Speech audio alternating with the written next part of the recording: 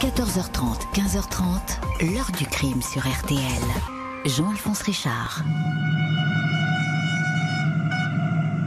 Le coup du train postal, le même que celui que le cerveau a exécuté il y a 3 ans en Angleterre.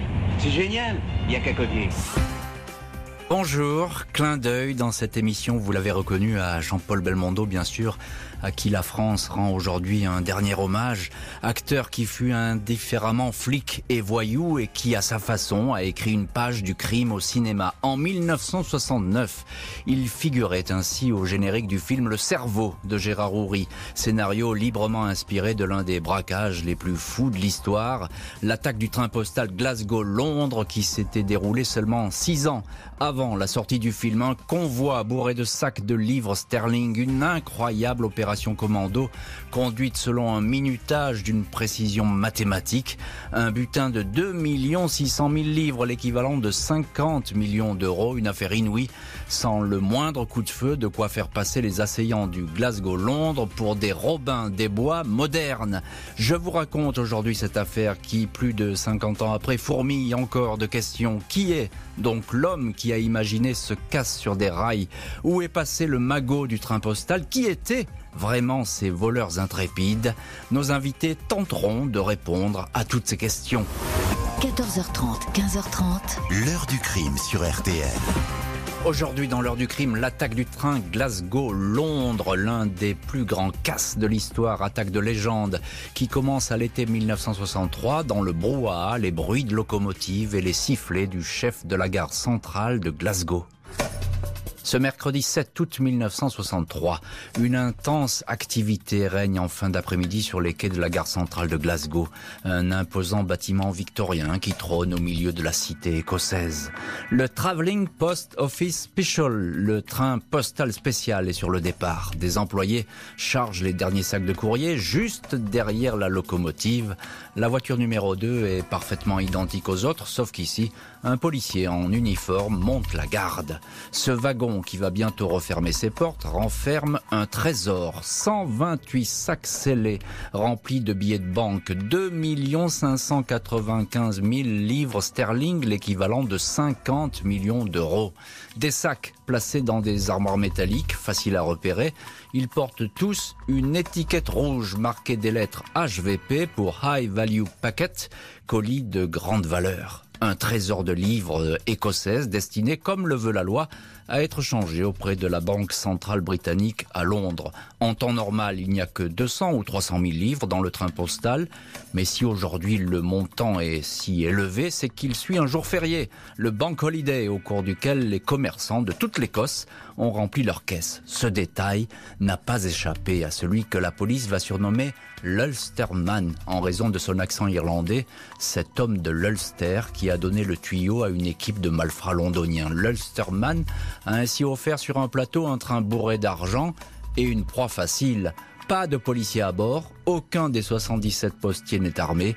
Qui plus est, par mesure d'économie, la radio n'a pas été installée sur ce convoi qui, officiellement, ne transporte que du simple courrier. Le train postal quitte la gare de Glasgow à 18h50. Le convoi, tracté par la plus puissante des locomotives diesel britanniques, va rouler sans interruption pendant 640 km. Il doit atteindre sa destination, la gare londonienne de Euston, le lendemain matin à 3h59 précise. Aucun incident jusqu'aux alentours de 3h du matin, jeudi 8 août. Passé la localité de Leighton Buzzard, à une bonne heure de Londres, le conducteur de la locomotive, Jack Mills, aperçoit un feu rouge, il stoppe le convoi. Son adjoint descend sur la voie pour décrocher le téléphone d'urgence. Mais les câbles ont été sectionnés. Le feu rouge est un faux, c'est une simple lanterne alimentée par une pile. Le vrai feu a été recouvert par un gant. Le cheminot n'a pas le temps de réagir, il est jeté au sol, menotté. Des hommes portant des cagoules et des casques de moto s'affairent alors à détacher la locomotive et la précieuse voiture 2 du reste du convoi. 4 hommes masqués grimpent à bord de la loco. Le conducteur est frappé à coups de matraque et coups de pied. Le plan prévoit qu'un membre du commando prenne les commandes de la motrice pour avancer un petit kilomètre jusqu'à Bridgeo Bridge, le pont de chemin de fer de Bridgeo. L'homme en question s'est entraîné, mais une fois au volant, il est perdu. Il ne connaît pas le fonctionnement de la machine. L'opération est en train de capoter. On réveille alors le vrai chauffeur qui, groggy et tremblant, reprend les commandes. Jack Mills restera à jamais traumatisé par ces minutes de terreur. Il mourra 6 ans plus tard sans avoir pu jamais retravailler. La locomotive et son unique voiture parcourent le fameux kilomètre pour s'arrêter sur le petit pont. Cette fois, les voleurs forcent les portes de la voiture numéro 2. Les 5 postiers à bord n'ont rien pour se défendre, ils sont matraqués. Aucun coup de feu n'est tiré. En 15 minutes, les 128 sacs sont jetés depuis le pont sur une minuscule route de campagne. Une chaîne d'hommes masqués les charge dans 2 Land Rover et un petit camion Austin portant de fausses plaques. Le commando demande aux postiers de ne pas donner l'alerte avant 30 minutes, sinon un guetteur leur tirera dessus. L'attaque du train postal, le plus grand casse du siècle, s'est déroulée exactement comme son cerveau l'avait imaginé. Bonjour Philippe Durand, vous êtes l'auteur du livre Les 20 plus grands casses de l'histoire aux éditions First et également auteur de la biographie Belmondo, biographie de Jean-Paul Belmondo, donc aux éditions Robert Laffont. Ça tombe bien parce que Belmondo et ce casse, on a l'impression qu'ils sont faits pour presque vivre ensemble. Hein. C'est pas un hasard, c'est une opération de cascade inouïe qui vient de se dérouler cette nuit-là en pleine Angleterre. Oui, alors effectivement, vous l'avez dit, le film Le Cerveau s'inspire d'assez loin de cette fameuse attaque du Glasgow-Londres, mais effectivement, la coïncidence est troublante entre Jean-Paul et le casse le plus célèbre du XXe siècle. Et il s'y était intéressé parce que ça l'amusait beaucoup, mais lui, il l'a fait à sa version, qui était la version Bébel. Qui était la version Bébel. Alors, on revient sur la vraie opération, cette véritable opération qui a lieu à bord d'un train, qui est tout à fait spectaculaire. On a l'impression que c'est du cousu main. Tout a été étudié dans le moindre détail. Oui, alors vous disiez qui est le cerveau. J'avoue qu'on aimerait bien le savoir, mais en fait l'organisateur de l'opération, ça c'est sans aucun doute Bruce Reynolds, surnommé le colonel parce qu'il adorait faire des braquages en uniforme, parce qu'il savait que ça impressionnait le public. Et donc c'est lui. Oui, c'est on va y venir, Philippe Durand. On va y venir. Vous allez trop vite. Racontez-nous déjà un petit peu ce qui s'est passé cette nuit-là. Je vous dis, c'est extrêmement précis. Il y a rien de perdu. Tout le monde est à sa place. C'est une opération quasiment militaire. Tout à fait. Oui, c'est vraiment une opération militaire. C'est-à-dire que tous les hommes sont en place, mais vraiment chacun à son poste. La grande difficulté, c'était de trouver le lieu où va avoir l'attaque, parce qu'il fallait en fait non seulement descendre les sacs, mais les faire monter dans des camions proches et des jeeps, comme vous l'avez dit. Mais après, il fallait une route pour partir le plus rapidement possible. Alors, on pouvait pas faire ça vraiment en race campagne. Donc ils l'ont fait près d'un pont. Et c'était ça l'idée de génie de cette attaque, c'est ce pont. En fait, les voleurs ont jeté les sacs depuis le haut du pont, ils les ont récupérés, ils ont tout mis dans les véhicules, ils sont partis très très vite. Donc il y a eu l'opération elle-même qui était pas minutée, mais qui était en tout cas très très bien répétée. Et ensuite il y a eu cette fuite qui elle aussi était organisée. C'est ça, quand on fait un vrai grand casse, il faut penser non seulement du début, mais jusqu'à la fin, c'est-à-dire jusqu'au moment où on emmène le butin. Et ça, Bruce Reynolds l'avait vraiment pensé. Calculé. Vous avez parlé de ce lieu mythique aujourd'hui, c'est Bridgeo Bridge.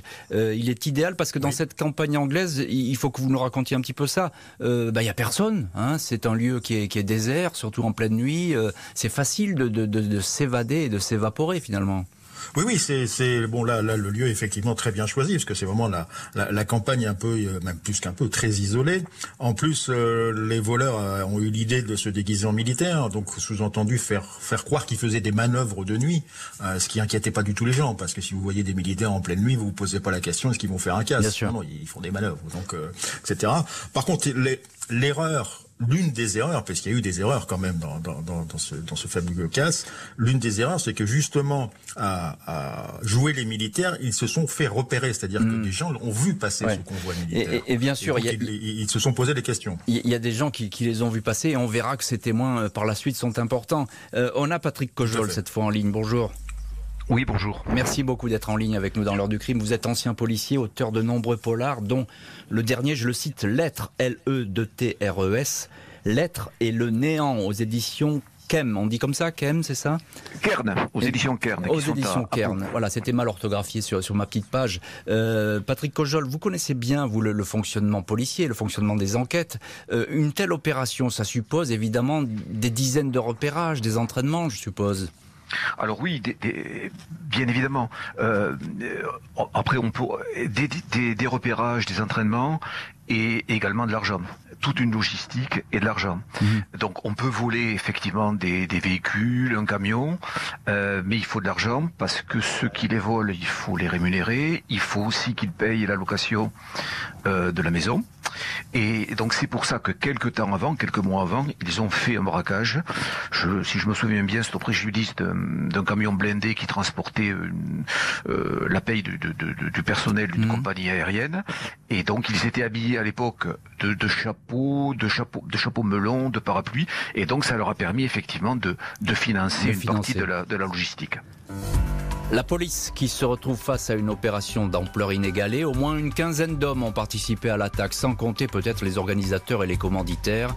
Beaucoup de monde, cela laisse inévitablement des traces.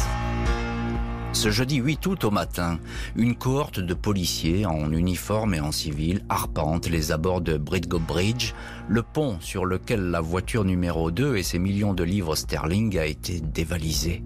Le wagon porte encore les stigmates de ce braquage, charnières arrachées, vitres brisées. Scotland Yard et la police locale travaillent de concert respectivement sous les ordres des commissaires Jack Slipper et Malcolm Futrell. Croyant bien faire, les employés des chemins de fer ont réparé le feu rouge et détruit des indices. Les enquêteurs collectent toutefois une poignée de billets de banque ainsi qu'une matraque. Les traces de pas sont nombreuses, mais les empreintes digitales introuvables. Et à l'époque, l'ADN n'existe pas. Le commissaire Futrell est intrigué par l'ultimatum donné par les braqueurs aux cheminots. Ne pas bouger avant 30 minutes. Le temps suffisant, peut-être, pour rejoindre une base arrière. Un rayon est alors tracé sur une carte. L'intuition du policier est bonne. 5 jours après l'attaque, 13 août, la ferme de Liverslade, à une quarantaine de kilomètres, est localisée. Une ruine achetée 2 mois auparavant par un Londonien pour en faire une résidence secondaire. Les gens du coin ont vu passer récemment 2 Land Rover avec des hommes portant des salopettes de maçons et de peintres. Des ouvriers qui, semble-t-il, s'étaient tout de suite mis au travail en obstruant toutes les fenêtres de la masure. Celle-ci est désormais déserte mais regorge d'indices. Des sacs postaux vides, une bouteille de ketchup, des billets de Monopoly et le jeu avec sa case prison. La police apprendra plus tard que la ferme devait être incendiée mais que l'homme chargé de cette mission a préféré déguerpir. La ferme de Liverslade, le repère des assaillants, n'a pas fini de livrer tous ses secrets. Les hommes de Scotland Yard vont pister le fameux acheteur de la maison et tomber sur un avocat londonien, maître Brian Field.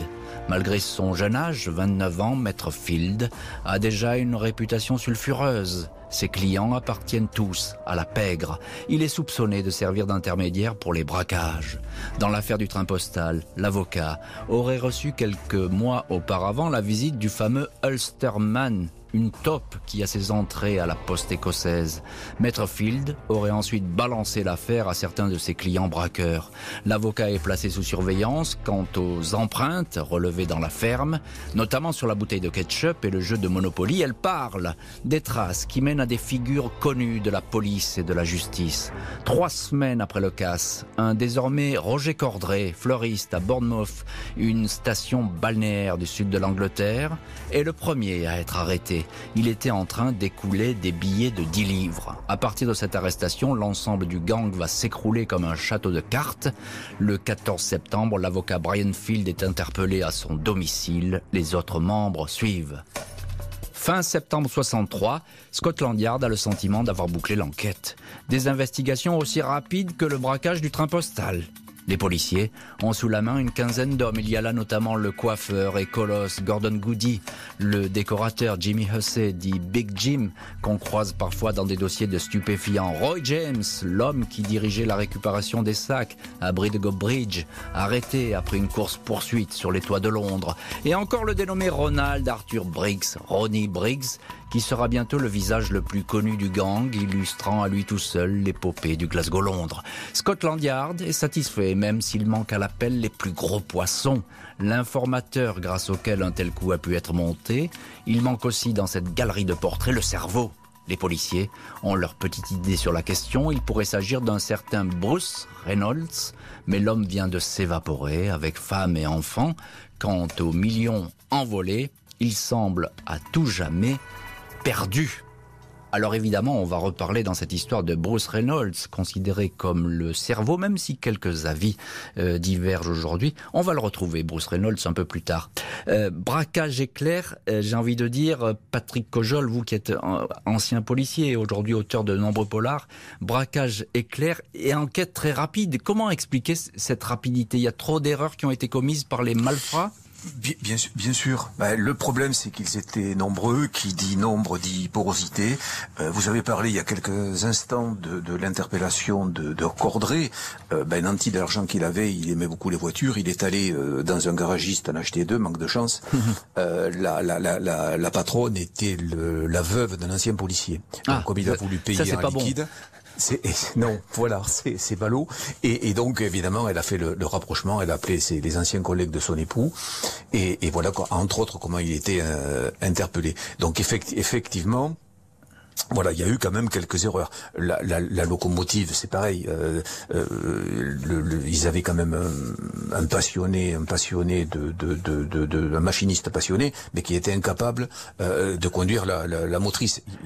Et ça a d'ailleurs donné Patrick Cojol à une scène assez épique dans cette cabine de locomotive, parce que finalement là ils se sont dit c'est foutu. Ben oui.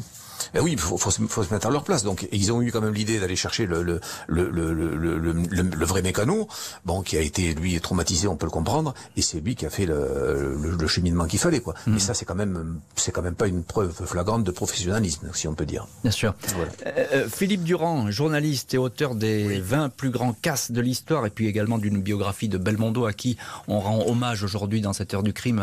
Il avait tourné dans Le Cerveau, et Le Cerveau inspiré directement de cette histoire vraie. Qui sont ces hommes-là qui viennent d'être arrêtés ? Ils se connaissent ? C'est la pègre londonienne ? Ce sont les bas-fonds ? En fait, ce sont plusieurs groupes de la pègre londonienne, donc ils se connaissent un peu, mais pas tous forcément, puisque quand ils ont eu besoin de personnel, on a fait appel à des chefs de groupe en disant j'ai besoin de gros bras. Donc on a amené, chacun en a amené 2, 3, 4, 5 copains, etc. Donc c'était des petites bandes qui en ont formé une grande. C'est comme ça que ça s'est construit le CAS. On en parlait avec Patrick Cojol de ces erreurs commises par ces malfrats. Il y a quelque chose d'incroyable, ce sont ces empreintes qu'on découvre finalement partout dans cette maison. Non, ça c'est une erreur absolument colossale, j'allais dire presque inimaginable quand on voit, comme vous l'avez dit, la précision du coup. C'est-à-dire qu'au moment où, en fait, il y a eu un moment de panique. C'est-à-dire qu'il devait rester plusieurs semaines, enfin plusieurs jours, ça c'est sûr, dans cette ferme. Alors racontez-nous ça. Racontez-nous cette histoire, parce qu'effectivement, ils ont été surpris, c'est ça ? Voilà, là, en fait, il est prévu qu'une fois le casse effectué, il reste dans la ferme plusieurs jours jusqu'à ce que les choses se calment. Et à ce moment-là, ils vont sortir. Mais ce qu'ils n'ont pas pris en compte, c'était l'ampleur du casse. C'est-à-dire que c'était tellement gigantesque que toutes les polices se sont mis en quête des voleurs. Et donc, comme vous l'avez dit, l'un des responsables de l'enquête a compris qu'en fouillant dans un cercle très précis, ils vont peut-être retrouver les cambrioleurs, les voleurs. Et donc, il y a eu vraiment, c'est-à-dire que les policiers allaient de ferme en ferme, ils allaient perquisitionner toutes les fermes qui étaient autour du casse. Et donc, fatalement, ils se rapprochaient du lieu où étaient les voleurs. Et tout d'un coup, il y a eu panique, a dit, il faut qu'on s'en aille. Donc, ils sont tous montés dans les camions, ils sont partis très rapidement. Et l'un a touché une prime en disant « Toi, tu détruis les preuves ». Alors, ils pouvaient les détruire soit en brûlant la ferme, ce qui était possible, mais ce qui avait le risque d'attirer vraiment l'attention immédiatement, soit d'une manière ou d'une autre en nettoyant la place, qu'ils prennent le temps que ça fasse. Mais il ne l'a pas fait. Et donc toutes les preuves, quand les policiers sont arrivés dans cette ferme, c'était la caserne d'Ali Baba. C'est-à-dire qu'ils avaient toutes les preuves à leur disposition, des dizaines et des dizaines d'empreintes digitales. Et à ce moment-là, c'était allons-y, on va arrêter tout le monde. Patrick Cojol, je reviens vers vous pour une question. On peut pas dire qu'ils soient très bavards, ces gangsters, mais c'est un peu la loi du genre. Non, mais tout à fait, ils sont pas là pour ça. Après, c'est vrai qu'ils ont laissé beaucoup de paluches, comme on dit dans notre jargon, des empreintes, voilà, exactement, sur une bouteille de ketchup, si je me souviens bien, sur une boîte de Monopoly aussi. Effectivement, ils devaient détruire cette maison. Ils ont été aussi surpris par des voisins. Il y a une dame, une voisine, qui avait trouvé un peu bizarre que dans cette maison il n'y ait que des hommes et pas de femmes. Et il y a un voisin aussi qui avait téléphoné à la police la veille en disant mais c'est pas normal, ils ont bouché les fenêtres, les volets, c'est pas normal. Et le gars avait appelé, notamment à cause d'un camion militaire, parce qu'il avait vu passer un camion militaire. Il avait appelé la police qui avait dit écoutez, on a autre chose à faire avec voilà. Et puis c'est vrai qu'au bout de 2 jours, à force, là ils se sont rendus compte et ils ont été pris. Ils ont entendu aussi un message à la radio en disant on cherche un camion militaire. Vous connaissez les journalistes, hein, oui. Vous savez à quel point ils peuvent être bavards. Donc effectivement, ils ont pris peur. Ils n'ont pas détruit. Effectivement, ils ont fait une faute énorme, celle de ne pas brûler la maison ou du moins d'effacer les traces. Ils ont déguerpi, Patrick Cojol. Hein. Exactement. Et alors une fois évidemment que les enquêteurs arrivent, comme ils étaient plus ou moins connus déjà de l'identité judiciaire locale, vous comprenez bien qu'après il y a les fils à tirer et puis c'est fini. Et après tout tombe, évidemment. 13 hommes au total vont comparaître devant une cour criminelle pour y être jugés. Au regard de l'émotion provoquée par cette attaque, la justice britannique sera impitoyable. Ce 20 janvier 1964, le procès du Glasgow-Londres s'ouvre devant les assises d'Aylesbury, capitale du comté du Buckinghamshire. Les audiences vont se succéder pendant 3 mois sans apporter d'éléments capital sur l'enquête. Les accusés font profil bas et ne délivrent aucune confidence digne de ce nom. C'est tout juste s'ils se connaissent. La loi du silence règne dans la salle, chaque jour bondée de curieux et de journalistes. L'accusation décrit l'attaque du train comme un crime d'une violence sordide, même si aucun coup de feu n'a été tiré. Une entreprise inspirée par une vaste avidité.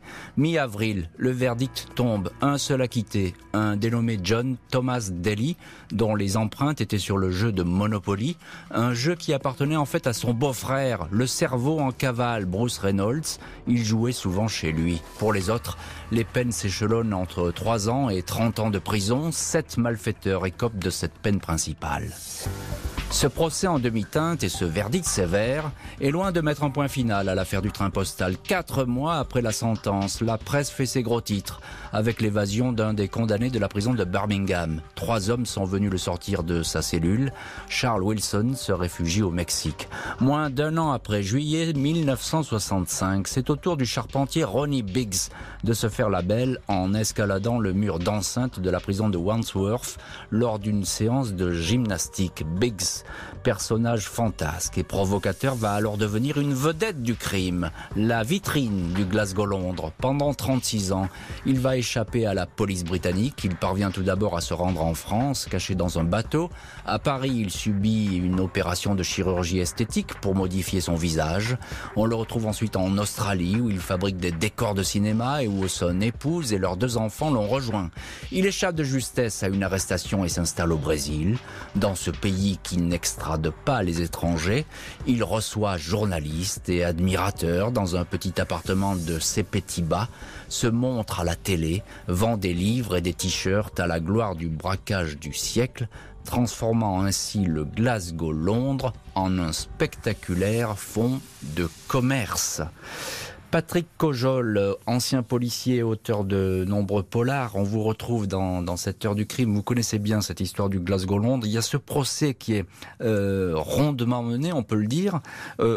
Finalement, on en attend des montagnes, des miracles de ce procès, mais ça accouche d'une souris. Mais exactement. De toute manière, comme on dit dans le jargon policier, ils sont encrustés, c'est-à-dire qu'avec les empreintes qui sont découvertes, tout c'est fait. Donc ils en disent le minimum. Ils confortent évidemment les enquêteurs sur ce qu'ils savent déjà. Et ça ne va pas, on n'en apprend pas énormément. Vous comprenez bien que ce qu'il y a à préserver, la seule chose qu'ils peuvent préserver, c'est évidemment l'argent. C'est la seule chose qui peut leur rester. qu'ils ont, je pense, déjà dépensé. Qu'ils ont déjà dépensé, comme vous le disiez tout à l'heure. Exactement. Hein, donc voilà, exactement. Certains l'ont dépensé, d'autres l'ont peut-être transporté et mis de côté. Mais nous en reparlerons, notamment l'Ulsterman. Oui, on va y venir. L'Ulsterman. Ah oui, on va y venir. On va y venir et voilà donc en fait oui ça accouche d'une souris. Oui, ça accouche d'une souris. Philippe Durand, journaliste, vous avez écrit un livre qui s'appelle Les 20 plus grands cas de l'histoire et puis vous êtes aussi l'auteur d'une biographie de Belmondo. Belmondo, je le précise, à qui on rend hommage aujourd'hui dans l'heure du crime avec cette émission consacrée au cerveau. C'était le titre d'un film, sauf que là on est dans la réalité, c'est l'histoire vraie du cerveau et du casse du Glasgow-Londres. Dites-nous quelques mots, Philippe Durand, sur ce fameux Ronnie Biggs. Alors lui c'est un des malfrats si je puis dire et il va devenir une vedette. C'est incroyable, c'est un personnage de roman d'un seul coup. Oui, alors j'allais dire qu'il y en a deux des Ronnie Biggs. Il y a celui que détestent tous ses complices parce que d'après lui il n'a pas fait grand chose sur le terrain, donc évidemment. Et puis il y a la star que lui-même, il s'est auto-déclaré star puisqu'une fois au Brésil, là il a commencé à faire beaucoup parler de lui. Pour quelle raison il fait parler de lui? Tout simplement parce qu'il a besoin d'argent. Contrairement à ce qu'on croit, un butin disparaît très très vite, surtout quand on est en cavale. Et donc il a compris qu'il pouvait monnayer ses interviews auprès des journalistes. Comme vous l'avez dit, il peut vendre des t-shirts, on peut le prendre en photo. Vous êtes en photo avec le cerveau, puisqu'il se disait le cerveau du Glasgow-Londres, mais les photos étaient payantes.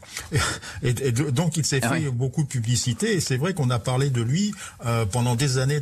On dit c'était le symbole du Glasgow-Londres, parce que c'était le seul qui osait parler du casse à ce moment-là. Tous les autres qui étaient en prison ou qui en étaient sortis ne disaient pas un mot sur ça. C'était vraiment la loi du silence. Pour les raisons que vous avez expliquées, c'est qu'il faut surtout pas dire où est l'argent. Bien sûr. Alors que lui faisait déclaration sur déclaration. Manque donc toujours à l'appel du Glasgow-Londres le cerveau, l'homme qui a planifié et organisé les moindres faits et gestes du commando. Il avait pris la fuite juste avant la vague d'arrestation. Il va bientôt et enfin réapparaître. Scotland Yard aimerait bien mettre la main sur Bruce Reynolds, un homme qui a passé la trentaine et exerce officiellement la profession d'antiquaire. Reynolds, surnommé Napoléon depuis le braquage d'un fourgon postal sur l'aéroport d'Heathrow, est soupçonné d'être le grand architecte de l'attaque du Glasgow-Londres, la chapelle Sixtine du braquage, comme il l'appellera lui-même. Mais Reynolds est insaisissable. Après l'affaire, il a disparu de la circulation. Il est passé par Bruxelles et a pris la fuite à Mexico City avec un faux passeport au nom de Keith Clement Miller. Sa femme et son fils l'ont rejoint sur place. La famille émigre au Canada mais se fait repérer. Début 1968, 5 ans après l'attaque du train, Bruce Reynolds revient s'installer en Angleterre, au nez et à la barbe des autorités. Il a changé d'apparence et vit en famille à Torquay, dans le Devon, sous un faux nom. Celui qu'on appelait Napoléon compte bien reprendre du service, mais la police ne va pas lui en laisser le loisir. Il est arrêté le 9 novembre 1968. Il plaide immédiatement coupable dans l'affaire du Glasgow-Londres. Condamné à 25 ans de prison, Bruce Reynolds se livrera à quelques petits trafics d'amphétamines. Il mourra sans un sou en 2013. La star excentrique du braquage, Ronnie Biggs, va elle aussi connaître un pâle destin. En 2001, après 3 attaques cérébrales, il décide de quitter le Brésil pour rentrer au pays. Il contacte lui-même Scotland Yard pour obtenir un passeport. Il est aussitôt arrêté à sa descente d'avion, écroué dans la prison de haute sécurité de Belmarsh. Il va y rester 8 ans. C'est un vieillard recroquevillé sur un fauteuil roulant qui est libéré pour raison médicale. 2 jours avant son 80e anniversaire, il meurt 4 ans plus tard. Philippe Durand, journaliste, on vous retrouve, vous connaissez parfaitement cette affaire sur laquelle vous avez écrit dans l'un de vos livres. Question très simple, Philippe Durand, le cas Bruce Reynolds, ce nom qui vous brûle les lèvres depuis le début de l'émission, cerveau ou pas cerveau ? Mais écoutez, j'ai envie de vous dire, je ne sais pas trop. Tout ce que je peux vous dire, c'est qu'organisateur, oui. C'est lui qui a organisé l'opération, c'est sans aucun doute. Maintenant, ce qu'on appelle un cerveau, c'est-à-dire c'est quelqu'un qui a l'idée de base et qui donne les grandes directives de voilà ce qu'on va faire, on va attaquer un train et tout ça. Alors, est-ce que c'est lui qui a eu l'idée ? On ne sait pas. Enfin, moi, je ne sais pas vraiment. Il y a eu tellement de pistes qui ont été données autour d'un cerveau mystérieux qui aurait échappé à toute poursuite, l'Ulsterman dont on va parler et tout cela. Donc, reconnaissons que Bruce Reynolds a organisé ce cas, ça c'est sans aucun doute. Cerveau ou pas cerveau, je vous renvoie la question. Oui, juste un mot, Philippe Durand. Il faut dire que Bruce Reynolds, c'est un gangster chevronné. Hein. Il aime organiser les coups. Hein. D'ailleurs, quand il est revenu en Angleterre, il avait encore des idées. Bien sûr. Non, c'est pour ça qu'en fait, il se faisait appeler le colonel. C'est pas seulement parce qu'il portait des uniformes quand il faisait, pas toujours, mais souvent quand il faisait ses attaques, mais aussi c'est parce qu'on reconnaissait son sens de l'organisation, on le respectait, il était très respecté de par la pègre, et c'était un organisateur très très efficace. Patrick Cojol, ancien policier et auteur aujourd'hui de Polar et qui connaît également parfaitement toute cette histoire. Alors vous, c'est un autre nom qui vous brûle les lèvres depuis le début de l'émission, c'est ce fameux Ulsterman, c'est l'homme qui aurait donné clé en main ce casse aux malfrats. Alors là, c'est un mystère total, l'Ulsterman. Absolument, mais alors ce qu'il faut bien comprendre, c'est que dans ce type d'opération, quand bien même vous avez un cerveau entre guillemets génial, à la base il faut une information. Donc bien évidemment il y a un indice, il y a quelque chose. Donc on parle de cet Ulsterman, donc cet homme à l'accent irlandais qui aurait donné l'information. Alors il semblerait que, alors je crois que c'est en 2014 que son identité ait été dévoilée comme étant Patrick. Oui. Voilà. Ouais, c'est ça, on en dira un petit mot à la fin. Je voudrais que vous me disiez comment, déjà pourquoi on le surnomme l'Ulsterman. On l'a entendu parler, il s'est manifesté. Parce qu'il a un accent, voilà. Alors allez-y. Il a un accent irlandais, et cet accent irlandais donc transparaît, et les enquêteurs pensent, que c'est lui qui se postier cet informateur de base. Certains ont même dit, à un moment donné, qu'il avait fait partie des services secrets britanniques. Bon, tout ça, c'est une gageure, c'est certainement une affabulation. Mais enfin, quoi qu'il en soit, moi, en ce qui me concerne, il doit y avoir quand même un indice, il doit y avoir un informateur à la base. Oui, il y a un indice, un informateur, et puis celui-là, il est parfaitement informé parce qu'il sait déjà tout. Donc, il est très possible qu'il soit effectivement un employé même de haut niveau de la Poste. C'est une éventualité tout à fait possible. Philippe Durand, journaliste, votre avis là sur l'Ulsterman, qu'est-ce que vous pouvez nous en dire de cet homme, le personnage le plus mystérieux de cette histoire? Pour moi, l'Ulsterman, n'est qu'un informateur, c'est-à-dire que c'est lui qui fournit effectivement l'information, c'est lui qui est appelé le soir du casse, parce que en fait le casse a été décalé d'une nuit, parce que c'est lui qui a prévenu la bande à Reynolds en disant attendez, n'y allez pas ce soir, le train ne va pas partir, il partira demain. Donc il y a effectivement un contact, sans aucun doute, avec un informateur, mais très très très bien informé à Glasgow, quelqu'un qui était très au courant des départs des trains et qui connaissait exactement l'emplacement du train, parce que comme vous le disiez, le train était anonyme, on ne pouvait pas savoir où était l'argent, lui le savait parfaitement. Donc cet informateur existe. Maintenant, est-ce qu'il est le cerveau? Est-ce que c'est lui qui a tout inventé ou est-ce que c'est simplement lui qui a suggéré l'idée? Ça, on ne le sait pas, évidemment. Bruce Reynolds, le cerveau présumé, et Ronnie Biggs n'ont jamais donné les clés permettant de savoir qui avait vraiment fait quoi dans cette affaire et qui en était le véritable instigateur, peut-être un responsable de la Poste britannique. Plus de 50 ans après l'attaque du train postal Glasgow-Londres, l'histoire continue de susciter questions, supputations, explications plus ou moins fantaisistes. Le personnage de l'Ulsterman, l'homme à l'accent irlandais, l'informateur à l'origine de l'affaire et qui a reçu sa part de butin, reste une silhouette en filigrane. Scotland Yard avait enquêté au sein de la Poste, interrogé les responsables informés de ce gigantesque transport de devises, des investigations qui n'avaient donné aucun résultat.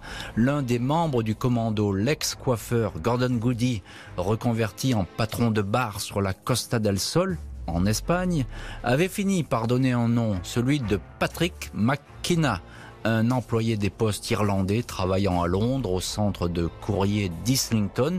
Il avait vu son nom sur un étui à lunettes qu'il avait oublié lors d'une visite de préparation du coup. Aucune preuve ne viendra corroborer cet aveu très tardif. L'argent du Glasgow-Londres n'a jamais refait surface. Les petites coupures entassées dans des sacs, essentiellement des billets de 1 et 5 livres, auraient été rapidement partagés et vite dépensés. Les numéros de billets n'étaient pour la plupart pas répertoriés. Une légende tenace dit qu'une partie du trésor est enfouie dans une forêt anglaise, mais il ne s'agit dans cette histoire que d'une légende. une de plus. Patrick Cojol, ancien policier et auteur de polar, on vous retrouve dans cette heure du crime. Je ne peux pas m'empêcher de citer à nouveau Bruce Reynolds, le cerveau de cette opération. Il disait de cette opération, c'était la chapelle Sixtine des casses. C'est comme ça qu'on peut le voir, ce casse Glasgow-Londres ? Alors écoutez, je ne sais pas personnellement si les voix du Seigneur sont les mêmes que celles de la SNCF, mais n'allons pas jusque-là, mais c'est vrai que c'est un beau casse, c'est vrai. Même si, alors je vais pas dire que 52 millions d'euros ne sont rien, mais j'ai fait moi-même un livre il y a quelques années sur les plus grands casses du siècle. Il y en a un qui a fait un braquage de train, un casse de train qui a fait 430 millions d'euros, l'équivalent de 430 millions d'euros aujourd'hui. C'est joli. Alors c'est vrai que le contexte était différent puisque c'était en 1944 et donc c'était si vous voulez le casse d'un convoi qui partait de Périgueux à Toulouse, un convoi de la Banque de France qui a été intercepté par les maquisards. Les maquisards, à Neuvic, et donc 430 millions. Après, le contexte était un peu différent. Le contexte était un peu différent, effectivement. Mais sur ce, même s'ils ont fait des fautes, voilà. Sur ce casse, le Glasgow-Londres, vous reconnaissez que ça reste aujourd'hui dans la mémoire criminelle quelque chose de très important. Bien sûr. Même s'ils ont fait des fautes, même s'ils ont été interpellés rapidement. Ce qui est intéressant aussi à savoir dans ce type de cas, c'est à quel point, si vous voulez, la conception la plus aboutie d'un braquage peut se désagréger sous un infime détail. Sous un jeu de Monopoly, sous une empreinte, sous quelque chose. La conception est remarquable, mais alors après, plus on est nombreux, comme j'ai dit tout à l'heure, plus il y a de porosité, et c'est là où après si vous voulez, le soufflet retombe et le château de cartes s'effondre. Et voilà. Bien sûr. Mais c'est quand même, effectivement, c'est resté dans la légende comme tel, et c'est important, oui, bien sûr. L'erreur, la petite erreur, le grain de sable, ça fait partie aussi, évidemment, du crime. Philippe Durand, journaliste et auteur des 20 plus grands casses de l'histoire, et puis également d'une biographie de Belmondo. Pas étonnant que le cinéma se soit inspiré de cette histoire, même si le cerveau est éloigné de cette histoire.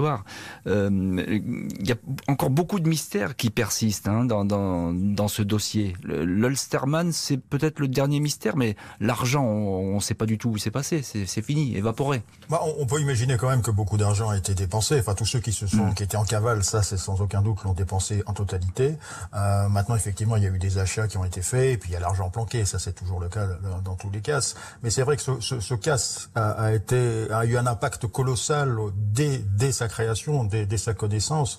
Ça faisait la une de tous les journaux. Et puisque vous parliez de cinéma, il y a eu plusieurs films autour de ce casse, mais il a surtout été référencé dans beaucoup de films. C'est-à-dire quand on dit quelqu'un dans un film dit le casse du siècle, c'est forcément le Glasgow-Londres.